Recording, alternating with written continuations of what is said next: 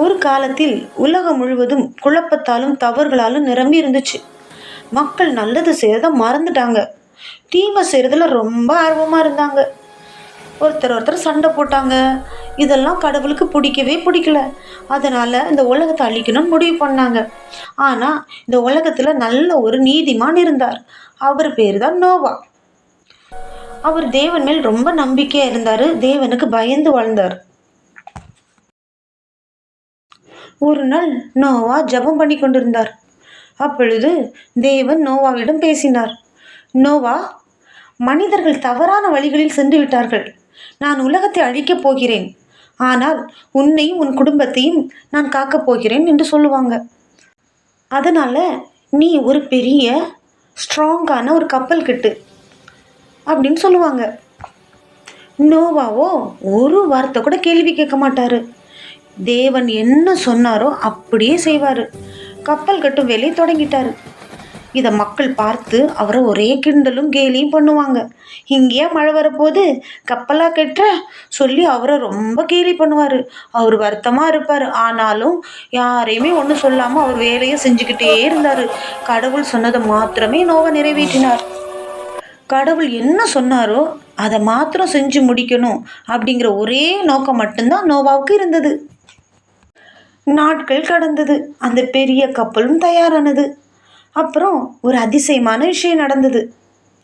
எல்லா ஜீவராசிகளும் மிருகங்களும் ஜோடி ஜோடியாக கப்பலுக்குள்ளே நுழைஞ்சது. யானைகள் வந்தது, சிங்கம் வந்தது, மான் வந்தது, பறவைகள் வந்தது. எல்லா சிறிய பெரிய மிருகங்கள் எல்லாமே அமைதியாக கப்பலுக்குள்ளே வந்துருச்சு.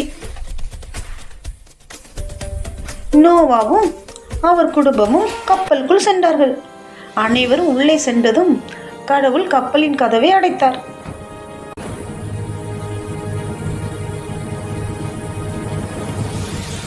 சில நிமிடங்களில் வானம் கருமையாகி மழை கொட்ட தொடங்கியது. சிறிது சிறிதாய் பெய்த மழை பெரு வெள்ளமாக மாறியது. 40 நாட்கள் இரவும் பகலும் மழை நிற்கவே இல்லை.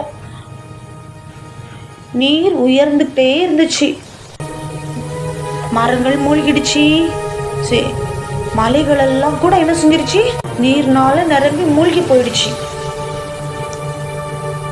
ஆனா அந்த பெரிய கப்பலுக்குள்ள நோவாவும் அவரது குடும்பமும் எல்லா விலங்குகளும் பாதுகாப்பா இருந்தாங்க. கப்பல் மெதுவா தண்ணிக்கு மேல மிதக்க ஆரம்பிச்சிருச்சு. பல நாட்களாக மழை பெஞ்சிட்டே இருந்ததுனால என்ன செஞ்சிருச்சுன்னா கப்பல் அப்படியே மிதக்க ஆரம்பிச்சிருச்சு. பல நாட்கள் கழிச்சு மழை நின்னது. நீர் மெதுவாக குறைஞ்சது. கப்பல் ஒரு உயர்ந்த மலைக்கு மேலே போய் நின்று விட்டது. நோவா மழை நின்றுட்டான்னு பார்க்குறதுக்கு முதல்ல ஒரு காகத்தை அனுப்புவார். அதெல்லாம் சுற்றி பார்த்துச்சு திரும்பி வந்துடும். அடுத்து நோவா ஒரு புறாவை அனுப்புவாங்க. அது கொஞ்சம் தூரம் போயிட்டு திரும்பி வந்துடும். ரெண்டாவதும் அந்த புறாவை அனுப்புவார் கொஞ்ச நாள் கழிச்சு. அப்போது அது வாயில் ஒரு ஒலிவ இலையை பறிச்சுக்கிட்டு வரும். அப்போது ஓகே, பூமியில் தண்ணியெல்லாம் வற்ற ஆரம்பிச்சிருச்சு நோவாவுக்கு தெரிஞ்சிடும். அப்புறம் பார்த்தா எல்லா தண்ணியுமே என்ன செஞ்சிடும், வற்றி போயிடும். இந்த உலகமே ஒரு புதிய உலகமாக மாறிக்கொண்டு இருந்துச்சு. அப்பொழுது வானத்தில் ஒரு அழகான வண்ணம் தோன்றியது. எல்லாரும் அந்த வண்ணத்தை ஆச்சரியமாக பார்த்தாங்க. அப்போ தேவன் நோவாவிடம் சொன்னாங்க, இனி நான் உலகத்தை அழிக்க மாட்டேன், அது வானவில் அப்படி என்று சொன்னாங்க. அதற்காகத்தான் இந்த வானவிலை நான் அடையாளமாக வச்சிருக்கிறேன் அப்படின்னு சொன்னாங்க. எல்லாரும் ரொம்ப சந்தோஷமா ஹாப்பியாக இருந்தாங்க.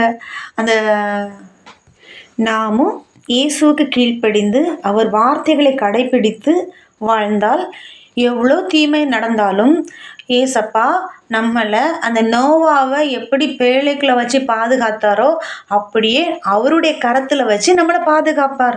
அதனால் நம்ம என்ன செய்யணும், கீழ்ப்படியணும், ஜெபம் பண்ணணும், பைபிள் வாசிக்கணும். ஏசப்பாவுக்கு என்ன சொல்கிறாங்களோ அப்படியே நம்ம என்ன செய்யணும், கீழ்ப்படிஞ்சு வாழ்ந்தா நம்மளே என்ன செய்வாங்க, ஏசப்பா எல்லா தீமைக்கும் விலைக்கு பாதுகாப்பாங்க. God bless you.